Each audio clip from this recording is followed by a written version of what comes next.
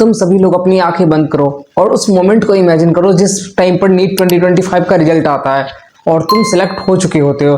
तो उस टाइम पर जो तुम्हारे पेरेंट्स की आंखों में जो आंसू होंगे और तुम्हें जो उस टाइम पे खुशी मिल रही होगी ना, उसे किसी भी चीज से हम एक्सप्लेन कर ही नहीं सकते।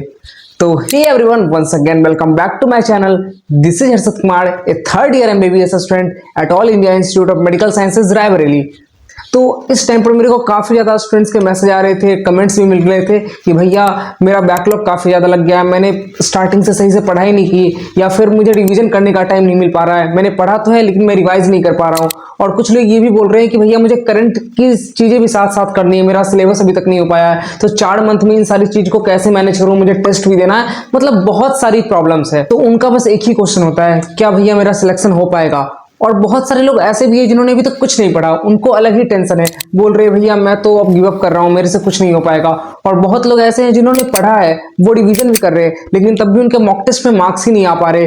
वो सब कुछ कर रहे हैं लेकिन पता नहीं मार्क्स कहाँ कम हो जा रहे हैं। और सबके मन में बस एक ही चीज की ओवर थिंकिंग चल रही है, एंग्जाइटी चल रही है कि भैया मेरा सिलेक्शन हो पाएगा क्या, मेरा गवर्नमेंट कॉलेज में एडमिशन हो पाएगा। मैं 3-4 ड्रॉप ले चुका हूँ, फिर से मैं ड्रॉप नहीं लेना चाहता, वो पेरेंट्स के ऊपर बर्डन नहीं बनना चाहता। यही सारी चीजें दिमाग में घूम रही है। बहुत लोग जो अभी तक टाइम वेस्ट कर चुके हैं, उनको बहुत गिल्ट भी फील हो रहा है कि भैया मैंने इससे पहले का 6 महीने तो वेस्ट कर लिया, अब तो बचे हुए 4 महीने में क्या ही हो पाएगा मेरे से, अब तो मैं छोड़ रहा हूं। तो मतलब पहले तुमने गलती की जिससे तुम्हें गिल्ट हो रहा है, और उस गिल्ट के कारण तुम क्या कर रहे हो, तुम और पढ़ाई कम कर रहे हो। तो ये गलती तुम मत करो ना। मतलब तुम्हें गिल्ट हो रहा है तो तुम ये मानो कि हाँ वो मेरी नादानी थी, मुझे उस टाइम पर उतनी समझ नहीं थी कि क्या चीजें सही है क्या चीजें गलत, तो मैंने ना समझी में एक गलती कर दी। लेकिन अगर तुम उस गलती को सोचकर और आगे और गलती करते जाओगे, आगे और टाइम वेस्ट करोगे, तो इससे बड़ा गलत तो और कुछ हो ही नहीं सकता। इस चीज को अंडरस्टैंड करो। तो जो गलती हो गई, जो पास्ट में हुआ सो हुआ, उसको भूलो और आगे वाला जो टाइम है 4 महीने है ना, 4 महीने में जी जान लगा दो। अगर तुम 4 महीने अगर डेली 13-14 घंटे पढ़ लेते हो ना, तो आई कैन गारंटी कि तुम बहुत अच्छा कर लोगे। बस उसको स्ट्रेटजी वाइज और सही तरीके से पढ़ना है, क्योंकि कम टाइम में अगर तुम फिर रैंडम पढ़ोगे तो फिर तुम्हारा नहीं हो पाएगा। तो पढ़ना कैसे, वो एक सही स्ट्रेटजी के साथ पढ़ना है, जो कि मैं इस वीडियो में आगे बताने वाला हूँ। बहुत लोग तो ये भी सोचते हैं कि भैया अभी तक तो मैंने कुछ पढ़ा ही नहीं, तो अब आगे पढ़कर भी क्या ही हो जाएगा। तो मैं बस तुम लोग से बस एक क्वेश्चन पूछता हूँ और तुम इसका आंसर मुझे कमेंट सेक्शन में करो या मन से खुद करना, कि अगर मान के चलो कि तुम नहीं पढ़ते हो तो क्या कुछ अच्छा होगा? नहीं भैया, अगर मैं नहीं पढ़ूंगा तो कुछ अच्छा भी नहीं होने वाला, तुम्हारा आंसर यही आएगा।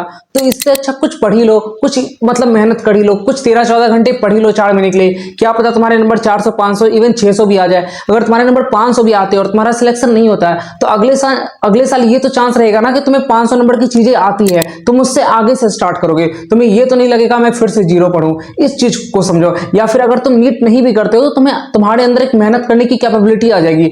लाइफ के किसी भी फील्ड में जाओगे तो तुम वहां पर अच्छा ही करके आओगे, क्योंकि तुम्हारे अंदर एक हैबिट आ चुकी होगी मेहनत करने की, 14-15 घंटे डेली पढ़ने की या किसी भी काम को करने की। तो अगर तुम अपने अंदर वो हैबिट डेवलप करते हो ना, तो वो तुम्हें नीट निकले या ना निकले वो बहुत ही अलग बात है, लेकिन लाइफ में तुम बहुत ही सक्सेसफुल हो जाओगे, ये बात गारंटेड है। तो ये सोचो ही मत, मेहनत इसलिए मत करो ताकि मेरा नीट निकल जाए। आई नो कि कट ऑफ बहुत ज्यादा जा रहा है, सारे 600 प्लस कट ऑफ जा रहे हैं, तो सारे स्टूडेंट सेलेक्ट हो भी नहीं सकते, लेकिन इस नीट की जर्नी तुम्हें मेहनत करना सिखा देगी। अगर तुम नीट के लिए अपना 100% देते हो, सब कुछ करते हो, मॉक टेस्ट लगाते हो, पढ़ते हो, रिवीजन करते हो, तो पक्का तुम लाइफ में कुछ ना कुछ करोगे, ये बात मैं गारंटी के साथ कह सकता हूं। और इस साल ना नीट निकला तो अगले साल तो निकल ही जाएगा। तो इसलिए पॉजिटिव एटीट्यूड के साथ रहो। ये पूरी माइंड में नेगेटिविटी मत भर लो कि अब तो मैंने वेस्ट कर लिया, अब तो कुछ हो नहीं पाएगा, तो भैया अब मैं लास्ट के बचे हुए 4 मंथ भी कुछ नहीं करता हूं, मेरे से कुछ नहीं हो पाएगा। तो वो जो टाइम वेस्ट हो गया, आने वाले टाइम को वेस्ट मत करो। और सबसे इंपॉर्टेंट बात, अगर तुमने पहले से थोड़ा बहुत भी पढ़ रखा है, तुम्हारे नंबर 300-400 अभी आ रहे हैं ना, और तुम लास्ट के 4-5 मंथ में अपनी बेस्ट निकाल देते हो, मतलब तुम जितना दे सकते हो उतना एफर्ट लगा देते हो, तो आई कैन गारंटी कि तुम मेडिकल कॉलेज में सिलेक्ट भी हो जाओगे। आई नो कि कंपटीशन बहुत ज्यादा बढ़ा हुआ है, तुम लोग बोल रहे हैं भैया सारे 600 प्लस नंबर लाने पड़ेंगे, 670-80 नंबर लाने पड़ेंगे एक अच्छे कॉलेज के लिए।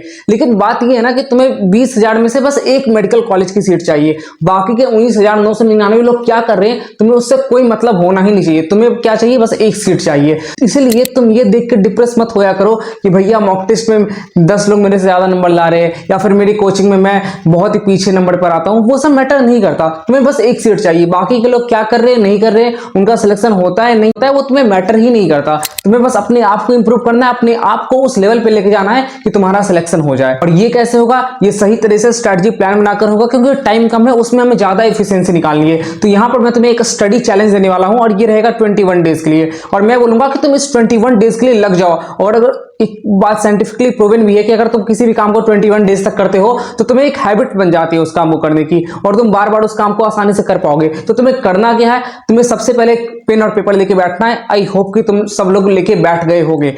तो अब तुम्हें क्या करना है? एक डायरी निकालनी है। सबसे मोस्ट इंपॉर्टेंट चीज इसमें यह है कि तुम्हें 14 घंटे की डेली स्टडी निकालनी ही पड़ेगी, चाहे तुम कैसे भी निकालो। इस टाइम पर 6-7 घंटे की नींद बहुत है, और इस टाइम पर अगर तुम पढ़ाई के अलावा और कुछ कर रहे हो ना, तब तो तुम नीट का भूल ही जाओ कि तुमसे नीट निकलने से रहा।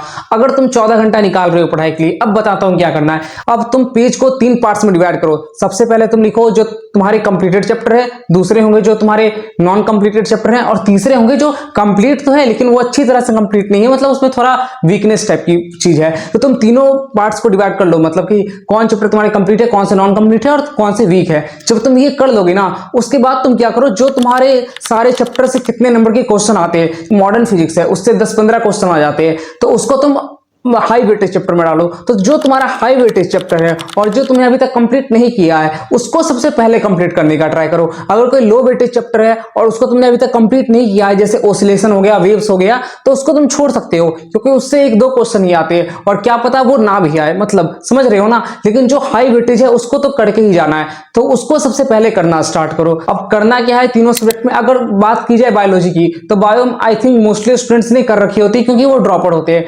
तो मैं बोलूंगा तुम्हें वन शॉट देखने की कोई जरूरत नहीं है। एनसीईआरटी उठाओ और उसको डायरेक्ट याद करना स्टार्ट करो, क्योंकि तुम्हें वहां पे फैक्ट्स याद होने चाहिए। हाँ, कुछ ट्रिक्स की जरूरत पड़ रही है तो यूट्यूब पे जाके देख सकते हो, वैसे एज सच तुम्हें एनसीईआरटी ही पूरी पढ़नी है। अगर तुमने अभी तक पहले से एक भी बार नहीं पढ़ रखा है, एनसीईआरटी बिल्कुल नहीं समझा है, तब जाके तुम लेक्चर देख सकते हो, वरना लेक्चर की कोई जरूरत है ही नहीं। उस टाइम पर तुम डायरेक्ट एनसीईआरटी पढ़ो। रही बात फिजिक्स की, तो फिजिक्स में तुम्हें वन शॉट ही देखने हैं। तुम बोलोगे भैया कहां से देखूं मैं, तो मैं बोलूंगा प्रचंड बैच जो आया उससे देख लो, उसके काफी अच्छे, या फिर तुम जाकर पुराने यकीन वाले लेक्चर है उसको भी तुम देख सकते हो।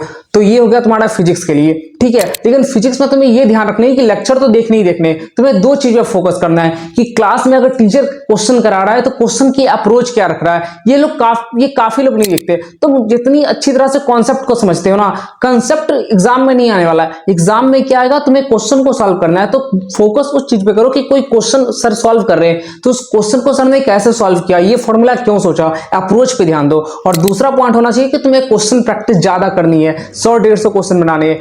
यहां पर एक और क्वेश्चन आता है, भैया क्या नोट्स बनाऊं इस टाइम? मैं बोलूंगा नोट्स बनाने की जरूरत नहीं है, टाइम वैसे ही कम है। तुम काम कर सकते हो, बस शॉर्ट नोट्स टाइप बना लो, सारे फॉर्मूले लिख दो, 1-2 क्वेश्चन अगर तुम्हें लगता है ये इंपॉर्टेंट है तो उसको नोट डाउन कर लो और उसको बार बार रिवाइज करो, जिससे वो चीज तुम्हें याद हो पाए। ये हो गया फिजिक्स के लिए। फिजिक्स में प्रीवियस ईयर क्वेश्चन मस्ट है, तुम इसे भूल ही नहीं सकते। प्रीवियस ईयर क्वेश्चन 3 बार 4 बार जितनी बार हो सके करके जाना ही जाना है। रही बात केमिस्ट्री की, तो same chemistry one shot lecture देख लो प्रचंड सीरीज से, और उसके बाद तुम क्या कर सकते हो, एनसीईआरटी की रीडिंग कर लेना, इनऑर्गेनिक और ऑर्गेनिक दोनों में। फिजिकल में नहीं करोगे चलेगा, लेकिन इनऑर्गेनिक ऑर्गेनिक में कर लेना। और क्वेश्चंस की बात की जाए तो वही प्रीवियस ईयर क्वेश्चन और जो क्वेश्चन सर क्लास में करा रहे हैं। ज्यादा क्वेश्चन के पीछे अभी मत भागो, अभी ट्राई करो कि जितना सिलेबस हो सके उस सिलेबस को कंप्लीट करने का, मतलब जितनी जल्दी हो सके। उसके बाद तुम मॉक टेस्ट दोगे तो मॉक टेस्ट के अंदर ही बहुत वैरायटी ऑफ क्वेश्चन कवर हो जाते हैं। तो ट्राई करो, सिलेबस कंप्लीट करो और उसके बाद प्रीवियस ईयर क्वेश्चन करो। उसके बाद बचा हुआ जो सेगमेंट है वो तुम रिवीजन से और मॉक टेस्ट से कवर कर लोगे। ये रहनी चाहिए पूरी स्ट्रैटेजी,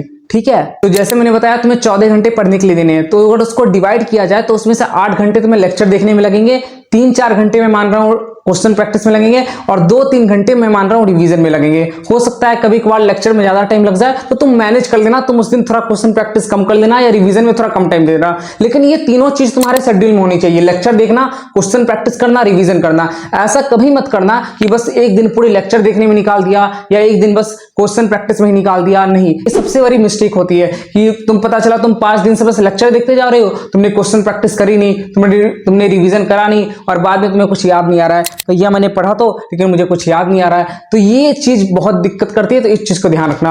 और अगर तुम ये सारी चीज को अच्छी तरह से फॉलो कर लेते हो ना, तो आई कैन गारंटी कि तुम सिलेक्ट हो गई होगे। और सबसे इंपॉर्टेंट बात यहाँ पर ये आती है कि अपने आप पे बिलीव रखो कि हाँ मैं नीट 2025 क्रैक करूंगा। तो जाओ और कमेंट सेक्शन में लिखो कि आई विल क्रैक नीट 2025। अगर तुमने अभी तक इस वीडियो को पूरा देख लिया है। और अगर तुम्हें कुछ भी डाउट्स है तो तुम मुझे टेलीग्राम पे मैसेज कर सकते हो, मैं वहां पे तुम्हें रिप्लाई दे दूंगा। काफी लोग को मैंने गाइड किया था 2024 में भी और 2025 में भी काफी लोग पूछ रहे हैं। तो इसी के साथ इस वीडियो को समाप्त करते हैं। अगर तुम्हें और कुछ क्वेश्चन हो तो तुम कमेंट सेक्शन में लिख देना। तब तक के लिए पढ़ते रहो, मचाते रहो। Love you all, bye bye.